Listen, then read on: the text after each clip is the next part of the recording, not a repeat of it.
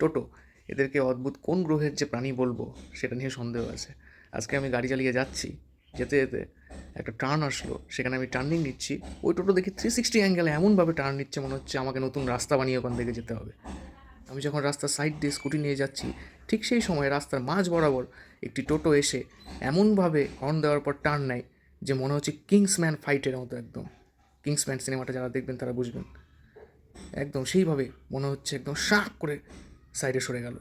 ও মুখ দেখে তো আমি পাগল, পুরাই ফ্যান হয়ে গেলাম কাকার। আর ঠিক সেই মুহূর্তে যখন রাস্তার মধ্যে কোনো খানাখন্দ থাকবে, ও টোটো খানাখন্দের উপর দিয়ে নিয়েই যাবে না, দরকার হলে অন্য যানবাহনগুলোকে খানাখন্দের মধ্যে দিয়ে যেতে হবে, ও নিজে কখনো যাবে না। সাংঘাতিক অ্যাটিটিউড বাবা।